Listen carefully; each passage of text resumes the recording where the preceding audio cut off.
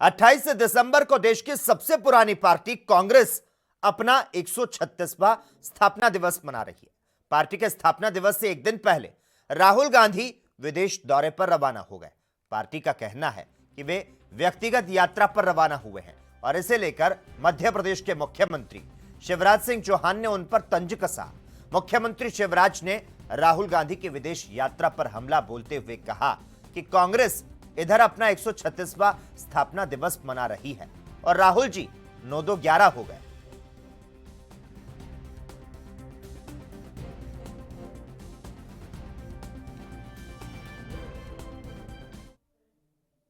वहीं छत्तीसगढ़ के रायपुर में दोपहर सड़क से सदन तक बेरोजगारी का मुद्दा गर्म रहा। धरना स्थल के पास विद्या मितानों ने रैली निकालते हुए नारेबाजी की। दूसरी तरफ विपक्ष ने शिक्षकों की भर्ती और विद्या मितानों के काम को लेकर सवाल उठाए। सरकार से तीखी बहस के बाद विपक्ष सदन से बाहर चला गया। दूसरी तरफ धरना स्थल के पास रोजगार और नियमितीकरण की मांग को लेकर प्रदर्शन कर रहे विद्या मितानों और पुलिस के बीच झूमाझटकी हुई। बीते 60 दिनों से प्रदेश के विद्या मितान रायपुर के बूढ़ापारा स्थित धरना स्थल पर धरना दे रहे हैं। उनकी मांग है कि उन्हें नियमित शिक्षक की तरह नौकरी दी जाए। लंबे वक्त से स्कूल बंद होने की वजह से ये अनियमित शिक्षक बेरोजगार हैं। कांग्रेस पार्टी ने चुनाव के वक्त इनसे नियमितीकरण का वादा भी किया था। तो रोजगार के मुद्दे पर यहां पर बवाल देखने को मिला है। आपको बता दें, छत्तीसगढ़ के रायपुर में दोपहर सड़क से लेकर सदन तक बेरोजगारी का जो मुद्दा है वो गर्म रहा। धरना स्थल के पास विद्या मितानों ने रैली निकालते हुए नारेबाजी की और दूसरी तरफ विपक्ष ने शिक्षकों की भर्ती और विद्या मिताने के काम को लेकर तमाम तरह के सवाल उठाए।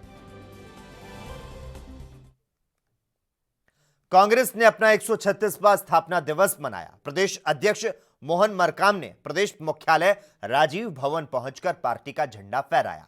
तो वहीं रायपुर जिला कांग्रेस कमेटी ने शहर में प्रभात फेरी निकालकर लोगों में मिठाइयां बांटी और इस दौरान संगोष्ठी आदि का आयोजन हुआ। कांग्रेस के प्रदेश मुख्यालय राजीव भवन सहित पूरे प्रदेश के जिला एवं ब्लॉक मुख्यालय में कांग्रेस नेताओं ने आज पार्टी का स्थापना दिवस मनाया।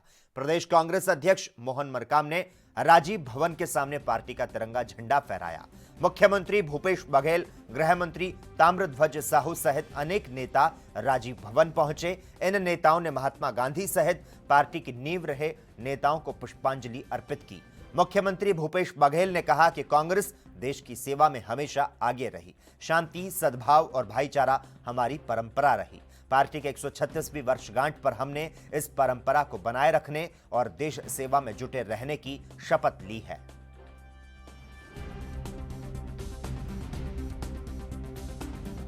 कांग्रेस अपना 136वां स्थापना दिवस मना रही है। प्रदेश अध्यक्ष मोहन मरकाम ने प्रदेश मुख्यालय राजीव भवन पहुंचकर पार्टी का झंडा फहराया।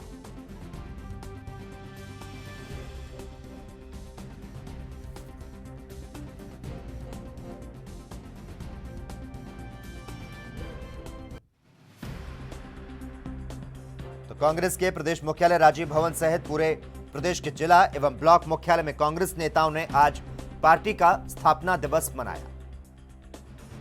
आपको बता दें, प्रदेश कांग्रेस अध्यक्ष मोहन मरकाम ने राजीव भवन के सामने पार्टी का तिरंगा झंडा फहराया।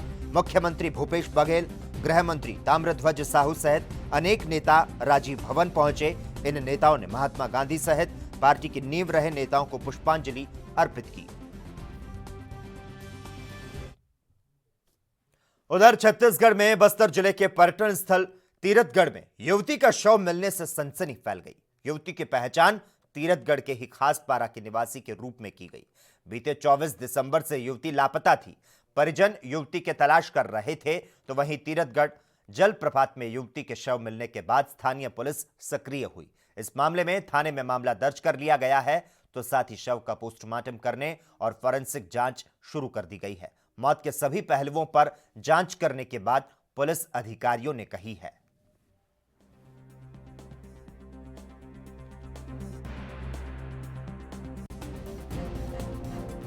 अभी हमको मिला है, मृतिका का नाम है हेमवती नाग, उम्र 23 साल की है और ये तीरथगढ़ खासपारा की है। और विगत कुछ दिनों से 24 तारीख से मिसिंग थी। घर वालों के द्वारा इस पर खोजबीन कर रहे थे। आज सुबह हमको पता चला जब बॉडी आई तो बॉडी को रिकवर किए हैं और इन सारी फैक्ट्स को और सारे चीज़ों को जांच की जा रही है। फील्ड में अभी डॉक्टर सूरी बाबू आ चुके हैं और ये सारी चीज़ों को उन्होंने एनालिसिस किए हैं और इसमें मर का अपराध पंजीबद्ध करके और अग्रिम विवेचना की जाए। वहीं मध्य प्रदेश के रीवा में एसपी की सतर्कता से वारदात करने से पहले ही हथियार सहित एक वांटेड अपराधी पुलिस के हत्थे चढ़ गया। अपराधी एक युवती के ऊपर हमला करने जा रहा था, लेकिन मौके पर पुलिस ने आकर युवती को बचा लिया। तो वहीं एडिशनल एसपी ने बताया कि मुखबिर के द्वारा सूचना मिली कि एक युवक पिस्टल लेकर थाना क्षेत्र के आजाद नगर में किराए के मकान में रहने वाली महिला के घर में घुसा है, जिस पर एसपी के द्वारा तत्काल पूरी घटना की जानकारी पुलिस को दी गई। घटनास्थल पर तत्काल पुलिस पहुंची और घर के चारों तरफ से घेराबंदी करते हुए घर का दरवाजा तोड़कर आरोपी को पकड़ लिया।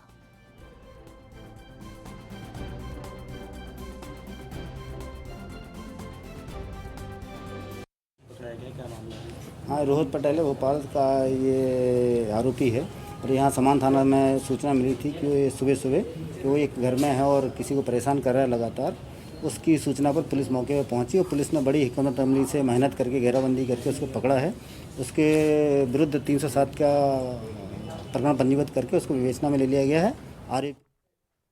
एएनबी न्यूज में खबरों का सिलसिला लगातार जारी रहेगा। हम यहां पर रुकते एक छोटे से ब्रेक के लिए, जल्द हाजिर होते हैं।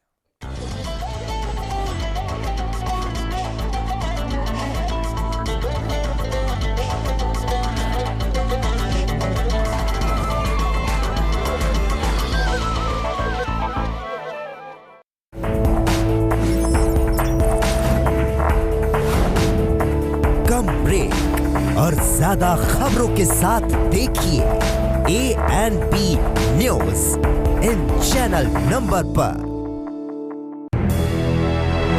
लखनऊ से लेकर चंडीगढ़ तक, मुंबई से लेकर रायपुर तक, क्या है राजनीति की हलचल, क्या है समाज का मिजाज।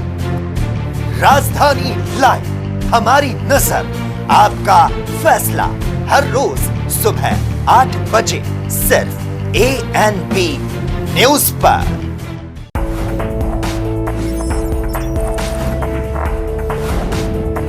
कम ब्रेक और ज्यादा खबरों के साथ देखिए ANB news in channel number पर।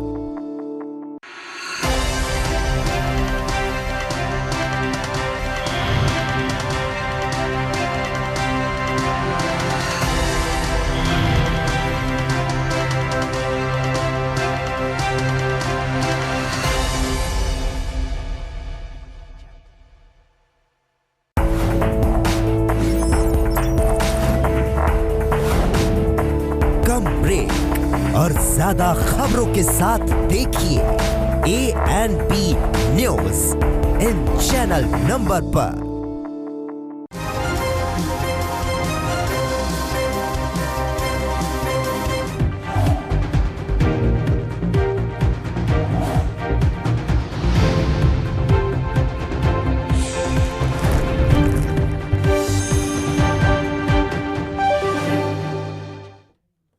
ब्रेक के बाद एएनबी न्यूज में एक बार फिर से आपका स्वागत है।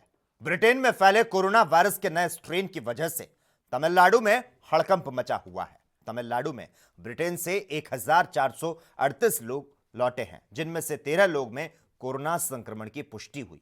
तो वहीं इन लोगों के संपर्क में आने वाले 12 अन्य लोग कोरोना पॉजिटिव पाए गए। तमिलनाडु के स्वास्थ्य मंत्री सी विजय भास्कर ने रविवार को यह जानकारी दी। तमिलनाडु के अलावा तेलंगाना में ब्रिटेन से लौटे 2 और लोगों में कोरोना वायरस के संक्रमण की पुष्टि हुई। अब तक ब्रिटेन से लौटे 20 से ज्यादा लोग कोरोना संक्रमित पाए गए। राज्य के स्वास्थ्य विभाग ने बताया कि कोरोना संक्रमित मरीजों के नमूने लेकर जांच के लिए भेजे गए, ताकि पता लगाया जा सके कि इनमें कोरोना का नया स्ट्रेन है या फिर नहीं।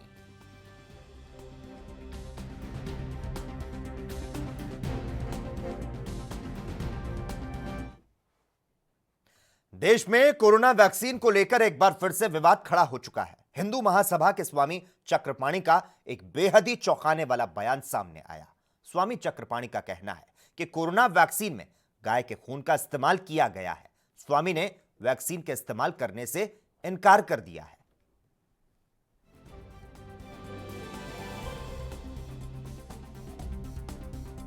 उसका मतलब है और कैसे उसको देखिए अभी जिस प्रकार से मुझे सुनने में आया है और खबरें आ रही हैं कि जो अमेरिका में वैक्सीन कोरोना के बन रहे हैं और दवा बन रहे हैं उसमें गाय के खून की प्रयोग किए गए और गाय के खून का इस्तेमाल किया गया, कुछ चर्बी के भी आ रहा है। सवाल इस बात का है कि देखिए हमारा ये फंडामेंटल राइट है, हमारा संवैधानिक राइट है। संविधान के अनुच्छेद 25 कह रहा है कि कोई भी किसी भी तरीके किसी की धार्मिक भावना को आहत नहीं की जाएगी।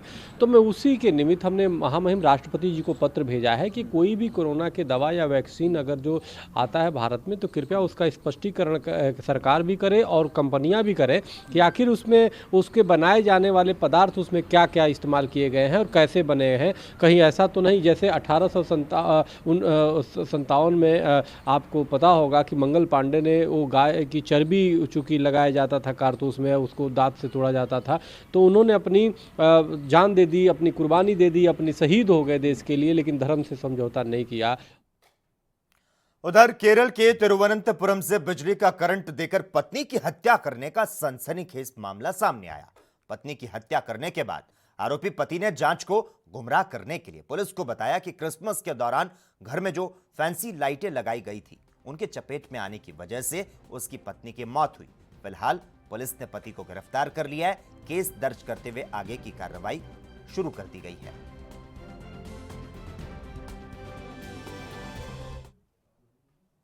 राजस्थान के सुजानगढ़ में कांग्रेस के 136वें स्थापना दिवस पर दिवंगत मंत्री मास्टर भंवरलाल के पुत्र एडवोकेट मनोज मेघवाल की मौजूदगी में कांग्रेस की ओर से तिरंगा यात्रा निकाली गई। यह तिरंगा यात्रा शहर में चर्चा का विषय रही। दरअसल तिरंगा यात्रा का नाम सुनकर जुलूस में शामिल हुए लोग चर्चा कर रहे थे कि कार्यक्रम में एक भी तिरंगा नहीं दिखाई दिया। वेंकटेश्वर मंदिर से शुरू हुई तिरंगा यात्रा मुख्य मार्ग से होते हुए गांधी चौक पहुंचकर विसर्जित हुई। इस दौरान कांग्रेस के नेताओं ने कांग्रेस कार्यालय पर ध्वजारोहण किया। दिवस पर देश की शान तिरंगा और तिरंगा यात्रा के साथ हमारे भाई मनोज मेघवाल के नेतृत्व में कांग्रेस पार्टी की आज ये तिरंगा यात्रा, जिसमें एक संदेश कि हरा हो केसरिया हो, जिसके बीच में सफ़ेद है, वो शांति का संदेश लेकर कांग्रेस पार्टी ने अपनी स्थापना की। देश की स्वतंत्रता और देश के विश्वास के साथ में, और इस विश्वास को कायम रखते हुए आज भी कांग्रेस पार्टी अपने वकूद और खबरों का सिलसिला लगातार जारी रहेगा। यहां पर वक्त हो चला है एक और छोटे से ब्रेक का। जल्द हाजिर होते हैं। क्या आप दुबले पतले कमजोर हैं? आपकी सेहत नहीं बनती, भूख कम लगती है, वजन नहीं बढ़ता? दरअसल मेन बात खाना पीना खाना नहीं है, मेन बात है खाया पिया लगना। और अगर खाया पिया लगेगा ही नहीं तो सेहत बनेगी कैसे? इसलिए हमारी संस्था सन्यासी आयुर्वेदा ने एक ऐसी दवा बनाई है जो कि आपके पाचन तंत्र को, आपके लीवर सिस्टम को ठीक करने का काम करती है, ताकि आप जो भी खाएं उसका पूरे का पूरा निचोड़ आपके शरीर को लगे, आपकी भूख बढ़े, खाया पिया सही से लगे, नया खून बने, हड्डियों में जान आए, वजन बढ़े, ताकत बढ़े, चेहरे पर नूर आए और आप मोटे तगड़े खूबसूरत पर्सनैलिटी के मालिक बन जाएं। यह दवा पूरी तरह से आयुर्वेदिक होती है। इसका शरीर पर कोई भी साइड इफेक्ट, कोई भी नुकसान या दुष्प्रभाव नहीं होता। लड़के लड़कियां दोनों इसका इस्तेमाल कर सकते हैं और पहले 15 दिन के अंदर ही आपको इसका असर महसूस हो जाएगा। सिर्फ 650 रुपए की पूरे 1 महीने की दवा होती है और आप इसे घर बैठे 01145454545 पर फोन करके दवा मंगवा सकते हैं।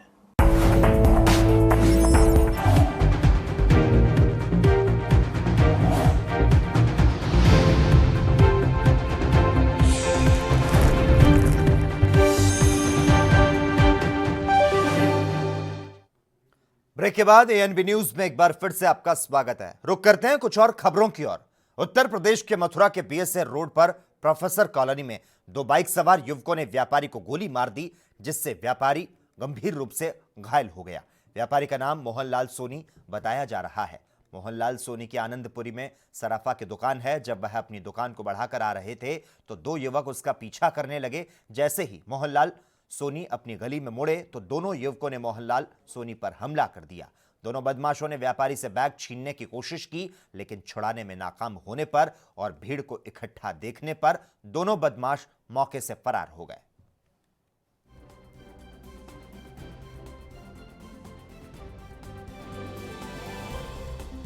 आ रहे थे, घर करीब 400 मीटर की दूरी पर है। तो घर से 100 मीटर के पहले दो लड़के मोटरसाइकिल से बताए जा रहे हैं जिन्होंने उनके ऊपर फायरिंग कर दी और गोली लगी है कमरे के पास में। अभी उपचाररत है। पुलिस के द्वारा अभियुक्तों की धरपकड़ के प्रयास जारी है और इसमें सारे गहराई से छानबीन घटना के प्रत्येक पहलू से की जा रही है। तो पीड़ित की स्थिति क्या है सर, जानकारी कुछ मिली? स्थिति के बारे में अभी थोड़े टाइम में जानकारी हो पाएगी।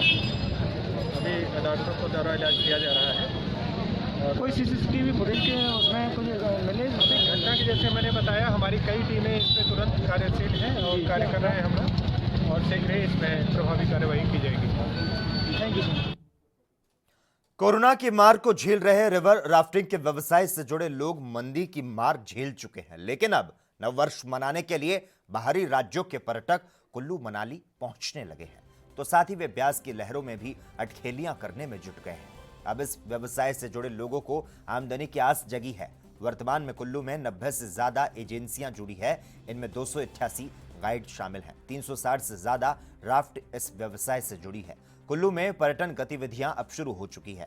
बाहरी राज्यों से पर्यटकों का आना जारी है और ऐसे में न्यू ईयर को लेकर और भी पर्यटकों के पहुंचने का अनुमान है।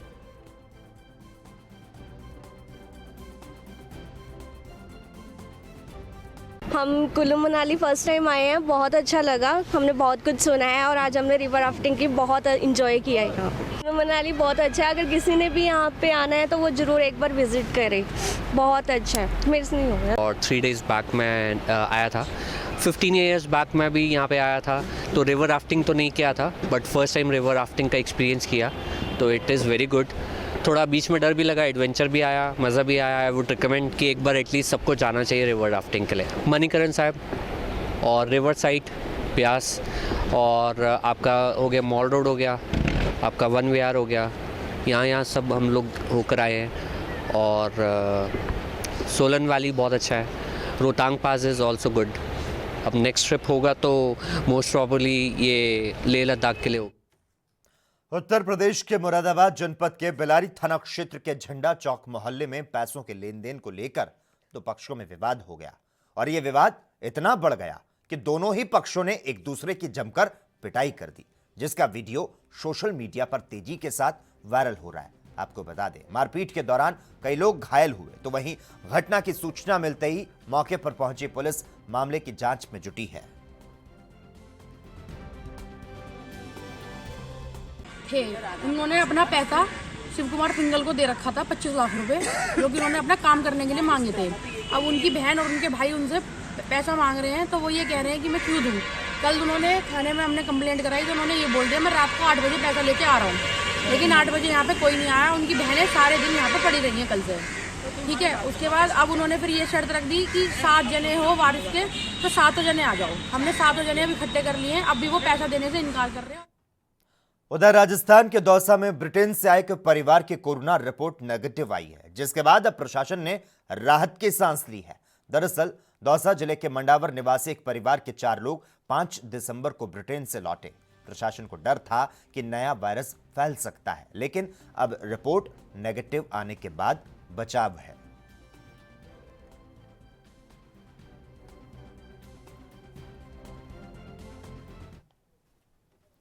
चीनी कम्युनिस्ट पार्टी के वाइस मिनिस्टर के नेतृत्व में एक चीनी प्रतिनिधि मंडल नेपाल पहुंचा। इस प्रतिनिधि मंडल का उद्देश्य नेपाली कम्युनिस्ट पार्टी के विघटन के प्रभाव को कम करना है, ताकि नेपाल की राजनीति में चीनी दखल और प्रभाव बना रहे।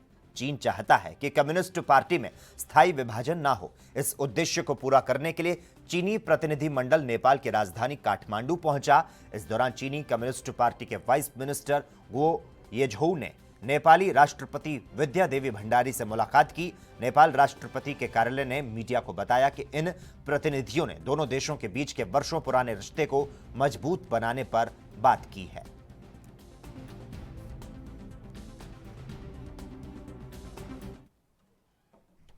कोरोना वायरस संकट के बीच भारत ने एक बार फिर से अंतर्राष्ट्रीय उड़ानों में एहतियात बरतना शुरू कर दिया है। अगर सूत्रों की माने तो सरकार की ओर से सभी एयरलाइंस को कहा गया कि वो अपने विमान में चीनी नागरिकों को ना बैठाएं। सरकार ने ऐसा अनौपचारिक तरीके से एयरलाइंस को कहा है। आपको बता दें, भारत ने पहले ही कोरोना संकट के कारण चीन से आने वाली फ्लाइट पर रोक लगा दी थी। हालांकि जिन देशों में भारत एयर बबल के जरिए विमान सेवा शुरू कर चुका है, वहां से चीनी नागरिक भारत आ सकते थे, लेकिन अब भारत ने इस पर पाबंदी लगा दी। आपको बता दें, चीन की ओर से भारतीय नागरिकों को चीन की यात्रा पर रोक लगाई गई थी, जिसमें कोरोना संकट का हवाला दिया गया, जबकि कुछ अन्य कारण गिनाए गए। अब भारत ने मौजूदा वक्त में संचालन कर रहे सभी देसी विदेशी एयरलाइंस को इस बारे में जानकारी दी है।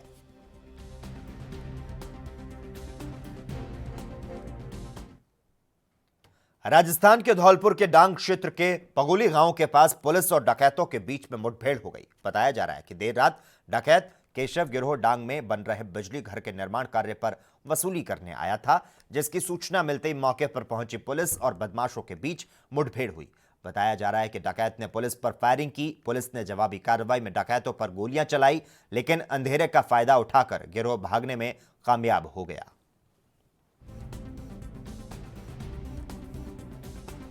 तो आपको बता दें, राजस्थान का यह मामला, जहां पर धौलपुर के डांग क्षेत्र के पगोली गांव के पास पुलिस और डकैतों के बीच में मुठभेड़ बताई जा रही है। बताया जा रहा है कि देर रात डकैत केशव गिरोह डांग में बन रहे बिजली घर के निर्माण कार्य पर वसूली करने आया था, जिसकी सूचना मिलते ही मौके पर पहुंची पुलिस और बदमाशों के बीच में मुठभेड़ हो गई। बताया जा रहा है कि डकैत ने पुलिस पर फायरिंग की। पुलिस ने जवाबी कार्रवाई में डकैतों पर गोलियां चलाई, लेकिन अंधेरे का फायदा उठाकर गिरोह भागने में कामयाब हो गया। मोदी सरकार के केंद्रीय राज्य मंत्री अर्जुन राम मेघवाल आज सुजानगढ़ किसान सम्मेलन में भाग लेने पहुंचे। यह कार्यक्रम मेगा हाईवे पर कुलेरिया तिराहे पर था। इस कार्यक्रम में बीजेपी नेता भीड़ नहीं जुटा पाए और हैरानी की बात यह है कि एक और जहां सरकार कोरोना को लेकर सतर्क है, तो वहीं मंत्री की मौजूदगी में वैश्विक महामारी कोरोना की गाइडलाइन का जमकर उल्लंघन किया गया। कोरोना की गाइडलाइन की जमकर धज्जियां उड़ाई गई। और इतना ही नहीं, इस कार्यक्रम में मौजूद कई नेता और ग्रामीण बिना मास्क के नजर आए, तो साथ ही कार्यक्रम में बीजेपी नेता भीड़ भी नहीं जुटा पाए। दरअसल नए किसान कानून के विरोध के चलते आसपास के काश्तकार कार्यक्रम में नहीं पहुंचे। तो वहीं इस मौके पर केंद्रीय मंत्री अर्जुन राम मेघवाल ने कहा कि मोदी सरकार किसानों के विरोध में नहीं है, बल्कि नया कानून जो है किसानों के भले के लिए लाया गया है। तो आपको बता दें, सुजानगढ़ का यह मामला है, जहां पर मंत्री के सामने ही तमाम कोरोना गाइडलाइन की धज्जियां उड़ाई गई। आज मंत्री का सुजानगढ़ का दौरा था, तो वहीं जानकारी यह भी है कि जो स्थानीय नेता हैं वो भीड़ को ही नहीं जुटा पाए और जमकर कोरोना गाइडलाइन की धज्जियां उड़ाई गई और मंत्री के सामने बिना मास्क के लोग दिखाई दिए। राजस्थान के सुजानगढ़ का यह मामला है। लगातार किसान आंदोलन जो है अपने चरम पर है और उसी सिलसिले में केंद्रीय मंत्री आज सुजानगढ़ दौरे पर रहे। और इसी के साथ ही इस वक्त के बुलेटिन में बस इतना ही। तमाम अहम खबरों के लिए लगातार आप देखते रहिए ANB न्यूज।